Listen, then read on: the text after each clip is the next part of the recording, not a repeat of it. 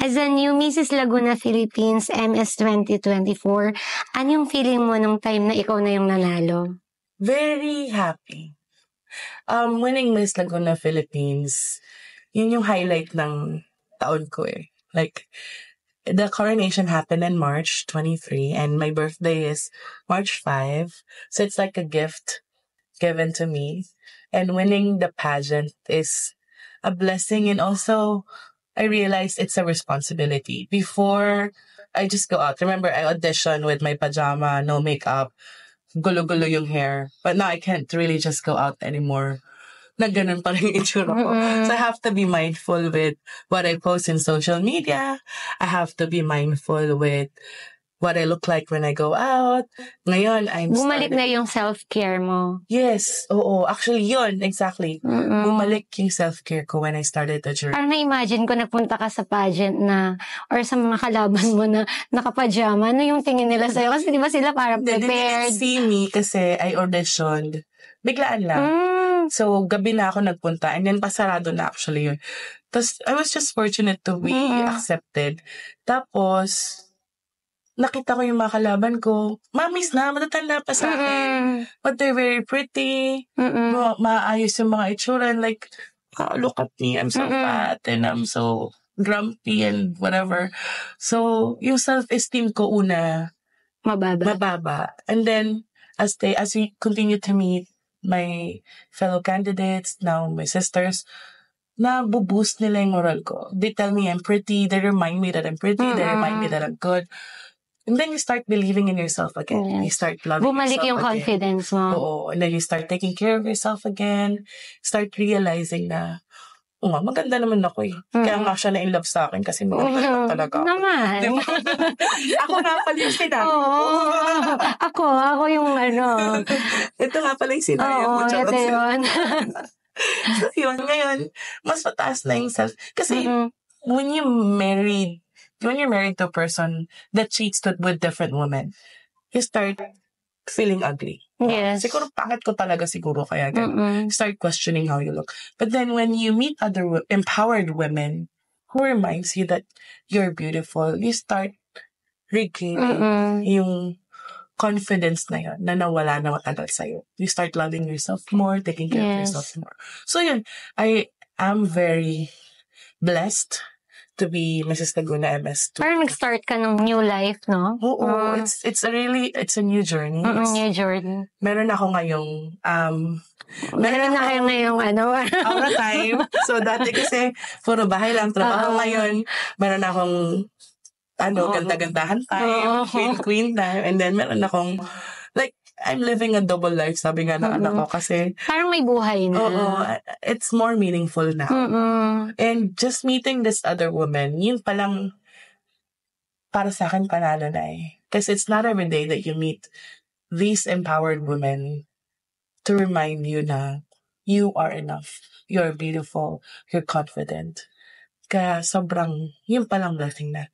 And, next year, we'll be competing nationally na, Mrs. Philippines na. So, nasabi mo kanina parang ikaw lang yung plus size.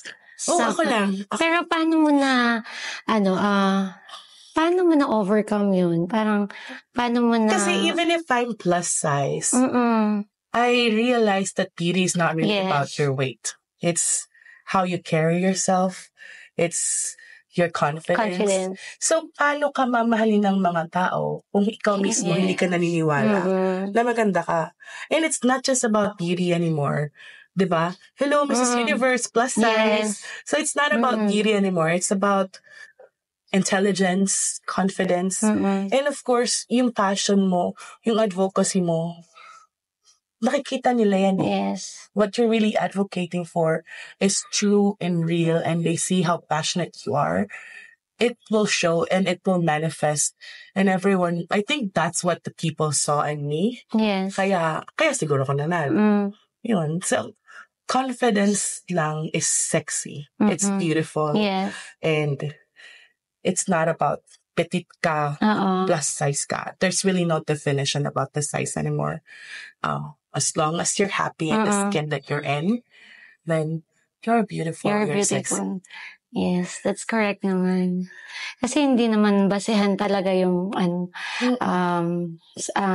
yung natin, kung ano yung appearance. Pero tayo yung magdadala. Old school na yun Pero syempre, of course, as a queen, you have to maintain that queen presence. Diba? So ngayon, I am taking care of myself kasi after the pageant, the day after the pageant, being the plus size that I am. So I'm Miss Salon. So Miss MS, right? I said, that's why it's MS kasi Mrs. Salon Pas Philippines para ako. Because the next day, puro ko Salon Pas. Sobrang sakit na Oo, kasi sobrang nun. Kasi the whole day nakatayo ka. Oo. So I realized I have to start taking care of myself. So after the pageant ended, I went on a fitness journey. So I started at 115 kilos. Now I'm already second month of my journey, I'm at 99 kilos. Wow. So malaki na rin. Malaki na yung improvement. Pero the goal is not to be sexy. Still, the goal is to be healthier. Healthy. Kasi mas marami na akong activities ngayon. Yes. And I'm always out in public.